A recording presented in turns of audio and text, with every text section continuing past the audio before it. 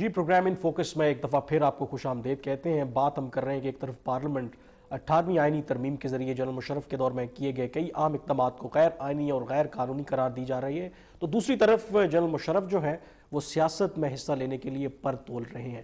فواد چودھری صاحب، بریک سے پہلے بھی آپ نے میرے سوال کا جواب نہیں دیا. حنیف عباسی صاحب بھی کہہ رہے ہیں کہ سب سے پہلے تو جنرل مشرف کو یہ جواب دینا ہے ان مقدمات کا، ان معاملات کا کہ جو انہوں نے 2 دفعہ آئین توڑا، اور آئین توڑنے والوں کی سزا آپ کو پتہ ہے کیا ہے، تو اس کے لیے وہ تیار ہیں کہ پہلے پاکستان میں آئیں، ان مقدمات کو فیس کریں.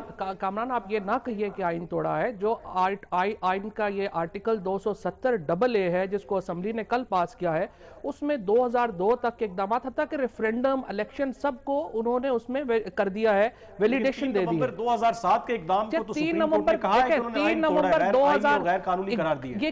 یہ سپریم کورٹ کے جو چیف جسٹس صاحب اور جو ججز بحال ہوئے ہیں، یہ دیکھیں سوال ہے. 3 نومبر کا اقدام میرے نزدیک آئینی ہے. ایک سپریم کورٹ کا فیصلہ اس حق میں موجود ہے کہ وہ آئینی ہے. اب سپریم کورٹ کا ایک فیصلہ ہے کہ یہ غیر آئینی ہے. Prime minister of Pakistan on the floor of the house کہہ چکے ہیں کہ ججز کی جو تقرری کا نوٹیفیکیشن ہوا تھا اس کے اوپر ایک سوال ہے کہ پارلیمنٹ نے اس کی انڈورسمنٹ نہیں کی. آپ یہ دیکھیں، یہ 3 نومبر کا اقدام جو ہے وہ اس کے آئینی یا غیر آئینی ہونے کا بھی ہمیں نہیں پتا. سپریم کورٹ کا ایک فیصلہ اس کے حق میں ہے، ایک فیصلہ اس کے خلاف ہے. تو آئے کہ وہ تیار ہیں کہ پاکستان میں آ کر وہ فیس کریں ان مقدمات کو. پاکستان میں جب آئیں گے ان کے اوپر جو مقدمہ کرنا ہے وہ کریں. لیکن ابھی میں آپ کو بتا دوں، آج جب میں اور آپ یہ بیٹھے ہوئے بات کر رہے ہیں تو صدر پرویز مشرف کے اوپر پاکستان میں ایک بھی مقدمہ نہیں ہے. صرف ایک FIR درج ہوئی تھی اکبر بگٹی کے سلسلے میں بلوچستان میں، وہ بھی سٹے ہو چکی ہے. ایک بھی مقدمہ اس وقت صدر پرویز مشرف کے اوپر پاکستان میں نہیں ہے. تو زبانی باتیں نہ کریں. میں اس گفتگو کو آگے لے کے چلتا ہوں. حنیف عباسی صاحب، یہ جو نکتہ ہے کہ اگر 31 جولائی کی ججمنٹ میں بڑا کلیئرلی سپریم کورٹ نے کہا کہ ان کے اقدامات غیر آئینی تھے. میری بات سنیں، میں پولیٹیکل ورکر ہوں اور میری بہن بھی ساتھ بیٹھی ہوئی ہیں. میری بات سنیں کہ میں آپ کے آن ریکارڈ بات کہتا ہوں، یہ ایک سٹنٹ ہے، اس کو چھوڑ دیں خدا کے لیے. نہ اپنے وقت کو ضائع کریں، نہ ہمارے وقت کو ضائع کریں. آئیں اس ملک میں یہ جو لوڈ شیڈنگ کے اوپر پروٹیسٹ ہو رہا ہے، آئیں یہ جو بے روزگاری کے اوپر انڈسٹری بند ہو رہی ہے، اس کے اوپر بات کرتے ہیں. اس پہ بھی جنرل مشرف یہ بندہ انشاءاللہ تعالیٰ، یہ میں آپ کو، میری بات سنیں، میں بتاؤں، یہ انشاءاللہ تعالیٰ یہ وقت جو ہے وہ بتائے گا کہ اس ملک کے اندر جس تباہی اور بربادی کی طرف آج جنرل پرویز مشرف نے دھکیلا ہے، اس کی سزا وہ پائیں گے. وہ میں ہوں نہیں، میں تو بات کر رہا ہوں، میری فواد صاحب انہیں بات کر لیں، پھر آپ جو مرضی کہیں. میں بنیادی طور کے اوپر آپ یہ کہنا چاہتا ہوں کہ اس ملک کا بیڑا غرق کرنے میں اس شخص کا کردار ہے، اور جس نے بھی اس ملک کا بیڑا غرق کیا ہے وہ اپنے منطقی انجام کو پہنچائے. اس پہ اس کو ختم کر دیں کہ وہ پہنچے گا انشاءاللہ منطقی انجام کو. یہ جو مسنگ پرسنز ہیں، ان کی بیوائیں جو ہیں، ان کی مائیں جو ہیں، ان کے باپ جو ہیں، ان کے بیٹے جو ہیں، ان کی بیٹیاں جو ہیں، وہ بھی انشاءاللہ تعالیٰ کہہ رہے ہیں کہ ان کے خلاف جو آرٹیکل 6 کے تحت مقدمہ ہونا چاہیے وہ کیوں نہیں ہوا؟ کامران صاحب تو پاکستان میں کیوں نہیں آتے؟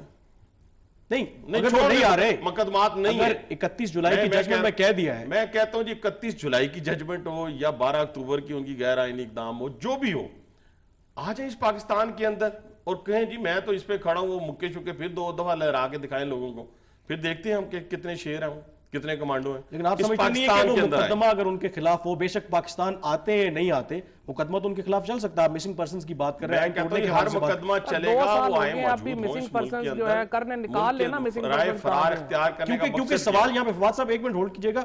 سوال کیونکہ نفیسہ شاہ یہاں پہ یہ ہے کہ کچھ لوگوں کا یہ خیال ہے کہ جب جنرل مشرف نے استعفیٰ دیا بطور صدر تو وہ ایک اگریمنٹ تھا، یہ طے تھا، انٹرنیشنل گارنٹیز بھی تھے کہ ان کا ٹرائل نہیں کیا جائے گا. اب جب لوگ کہتے ہیں کہ ہماری سیاست میں اس طرح کے جب کمپرومائزز ہوتے ہیں، یہی سب سے بڑا پرابلم ہے ہماری جمہوریت میں. شاید اس وجہ سے ریٹرک تو بہت ہے، بیانات کی حد تک تو کہتے ہیں کہ جنرل مشرف کو سزا ملنی چاہیے، لیکن عملی طور پر کوئی سٹیپ اٹھا نہیں سکتا. شاید اسی وجہ سے جنرل مشرف کہتے ہیں کہ ان کا بھی مستقبل ہے. دیکھیں میں اپنے چیئرمین کو کوٹ کروں گی کہ ڈیموکریسی جو ہے اٹس دا بیسٹ ریونج.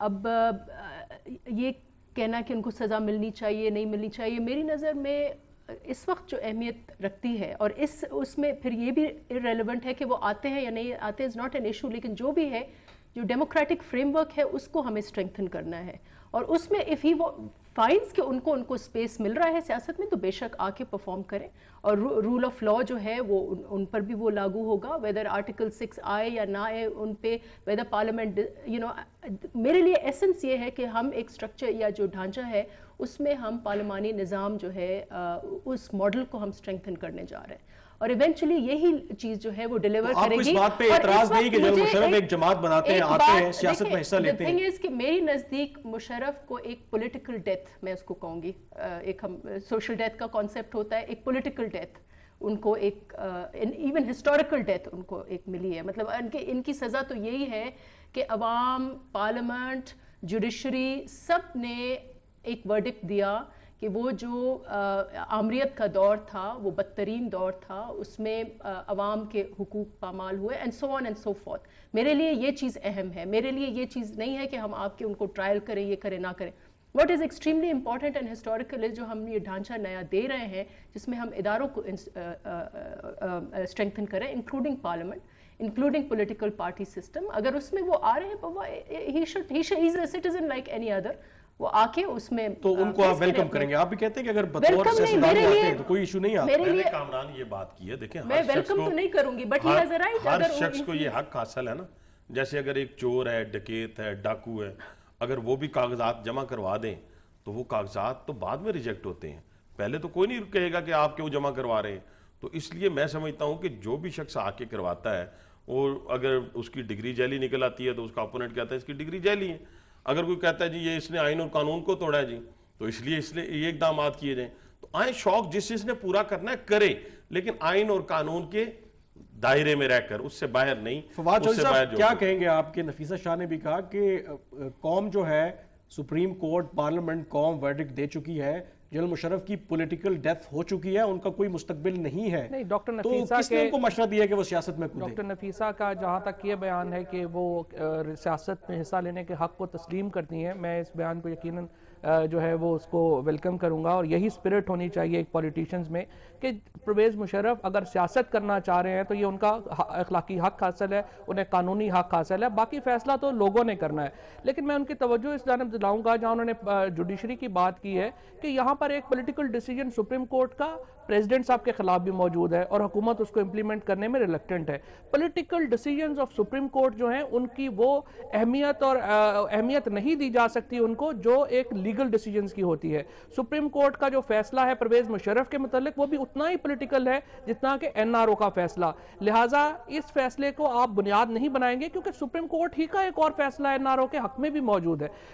मैं सिर्फ आपकी तवज्जो इस जानब दिलाना चाहता हूं कि जो परवेज मुशर्रफ के स्टैटिस्टिक्स हैं हमारे इकोनॉमी के, हमारी जो गवर्नेंस के, उनके दौरे हुकूमत के और उनके बाद के दौरे हुकूमत के हमारे लिए एक रेफरेंस है जो जाहिर करते हैं कि पाकिस्तान का मयार उस वक्त क्या था और अब क्या है। और परवेज मुशर्रफ और जो उनके हमायती हैं, और मैं खुद ये समझता हूं कि परवेज मुशर्रफ के दौर में पाकिस्तान आज के पाकिस्तान से बहुत बेहतर पाकिस्तान था। और जहां तक पार्लियामेंट की इंडोर्समेंट की बात है, मैं आपको फिर आपकी तवज्जो दिलाऊंगा आर्टिकल 270AA की तरफ, जिसमें पार्लियामान ने परवेज मुशर्रफ के इक़दामात की तौसीक की है। ये फैक्चुअली गलत बात है। इस पे यकीनन जवाब लेंगे। बड़ा संगीन इल्जाम लगाया है कि जनरल मुशर्रफ का दौर आज के दौर से कहीं बेहतर था। ये जरूर जवाब लेंगे हनीफ अब्बासी से भी और नफीसा शाह साहिबा से भी, लेकिन इस छोटे से ब्रेक के बाद हमारे साथ रहिएगा।